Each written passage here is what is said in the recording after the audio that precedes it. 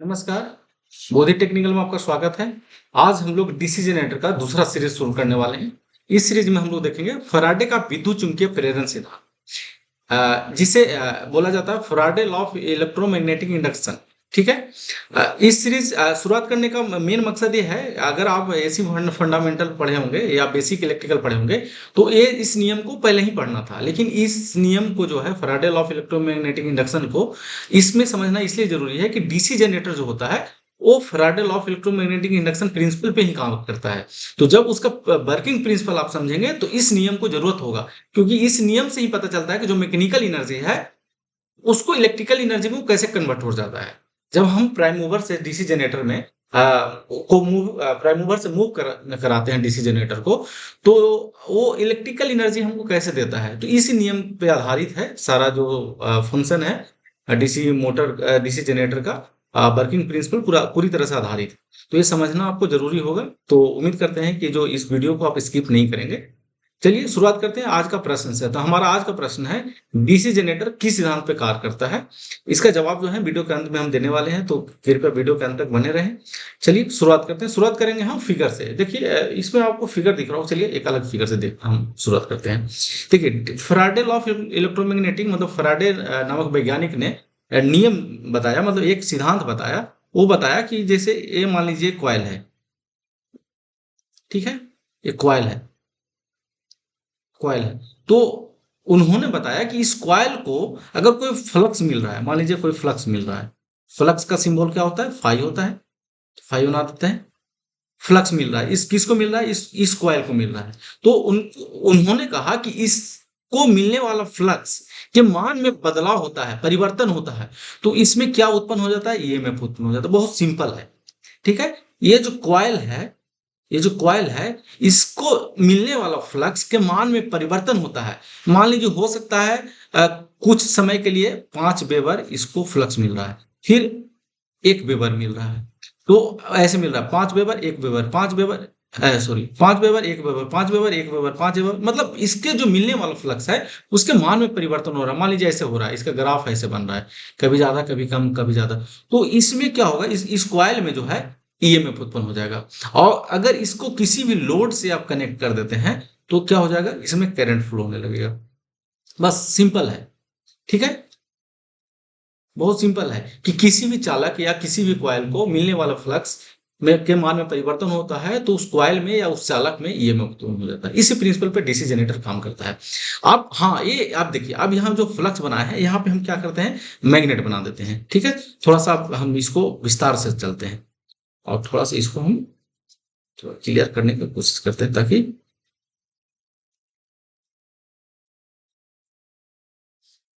Sorry. अब देखिए यहाँ पे हम एक मैग्नेट बनाते हैं, जिसका एक पोल होगा साउथ पोल और दूसरा होगा नॉर्थ पोल। ये क्या करेगा, फ्लक्स निकालेगा, फ्लक्स निकालेगा, ठीक है। अब फ्लक्स निकालेगा। देखिए अगर मान लीजिए इस मैग्नेट को फर्स्ट में हम इस पोजीशन पर रख रहे हैं और सेकंड में इस पोजीशन पे, मान लीजिए फर्स्ट पोजीशन में यहाँ पे था और सेकंड पोजीशन में ऐसे है, ऐसे। तो देखिए जब मान लीजिए ए पोजीशन ए है और ये पोजीशन जो है बी है, तो ये पोजीशन में अगर मान लीजिए 1 वेबर फ्लक्स मिल रहा है, तो बी में कितना मिलेगा, मान के चलिए हो सकता है 5 वेबर मिले, ठीक है, क्योंकि ये इसके नजदीक आ जाएगा। तो अगर कहने का मतलब हुआ कि इस मैग्नेट को आप ऐसे रोटेट कर रहे हैं, इस प्रकार से ऐसे ऐसे रोटेट कर रहे हैं, ऐसे ऐसे रोटेट कर रहे हैं, कभी आप ए पोजीशन में रख रहे हैं, कभी बी पोजीशन में रख रहे हैं, कभी ए पोजीशन में रख रहे हैं, कभी बी पोजीशन में रख रहे हैं, तो इसको जो मिलने वाला फ्लक्स है, जो कॉइल है, कॉइल को मिलने वाला फ्लक्स है, उसके मान में परिवर्तन होगा, ठीक है। दूसरी बात कि हो सकता है इस मैग्नेट को हम क्या करें, फिक्स्ड कर दें, फिक्स्ड कर दें, ठीक है।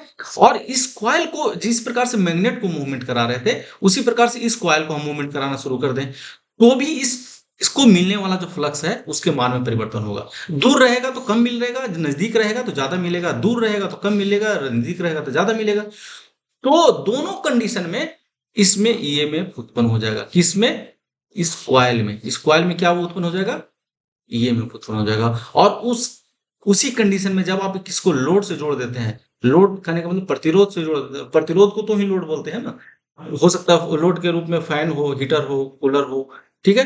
तो इसमें क्या होगा, करंट फ्लो होने लगेगा, इसके सर्किट में करंट फ्लो होने लगेगा, ठीक है?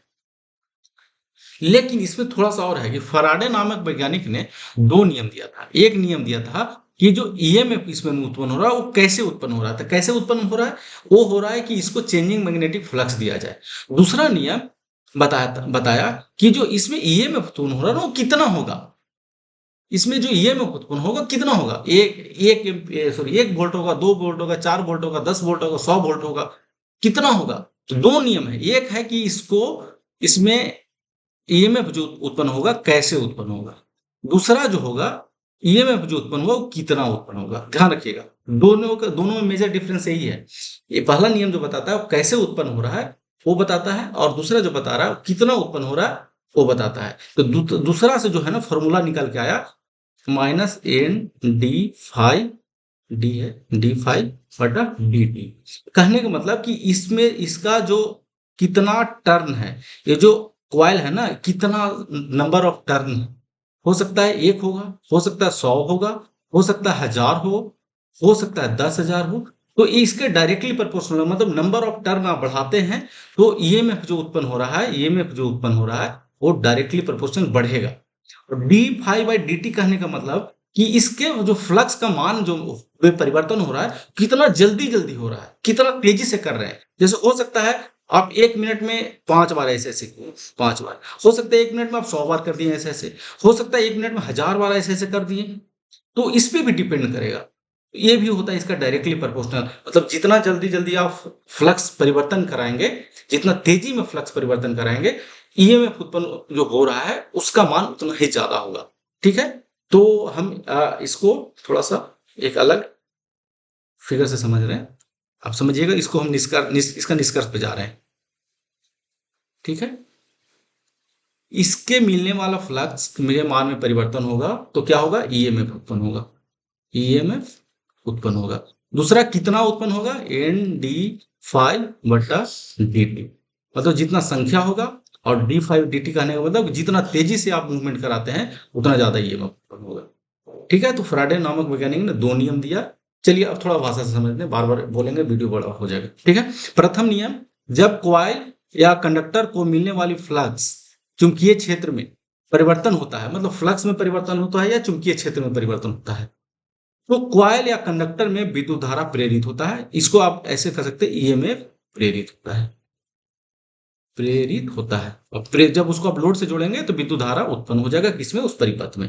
दूसरा नियम कहता है कि प्रेरित विद्युत धारा या ईएमएफ, ठीक है, कि मात्रा, मात्रा मतलब क्वांटिटी, कितना, कितना चुंबकीय क्षेत्र में परिवर्तन की दर पर निर्भर करता है। मतलब कितना होगा प्रेरित विद्युत वाहक बल या प्रेरित ईएमएफ, कितना होगा उसमें चुंबकीय फ्लक्स के परिवर्तन के दर पे निर्भर करेगा। जितना ज्यादा परिवर्तन का दर होगा उतना ज्यादा ईएमएफ उत्पन्न होगा। इसलिए, और इसमें उसका जो कॉइल है, कॉइल के संख्या पे भी डिपेंड करेगा, कॉइल के टर्न टर्न पे भी डिपेंड करेगा। इसलिए फॉर्मूला निकल कर आया एन डी फाइव बटा डी टी। अब एन काहे होता है इसका हम बाद में बात करेंगे। एन जो होता है लेंज का नियम से होता है, जो कि हम बाद में बात करेंगे। चलिए थोड़ा सा फास्ट चलने का कोशिश करते हैं।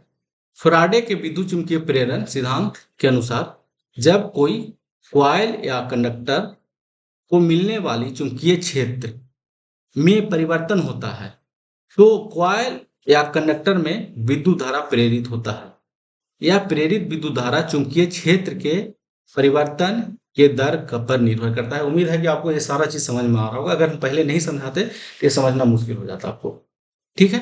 अब हम इसका फॉर्मूला जो निकाल के आ रहा है उसका डेरिवेशन है ये। ई क्या है, विद्युत वाहक बल है, फाई क्या है, फ्लक्स है, ठीक है?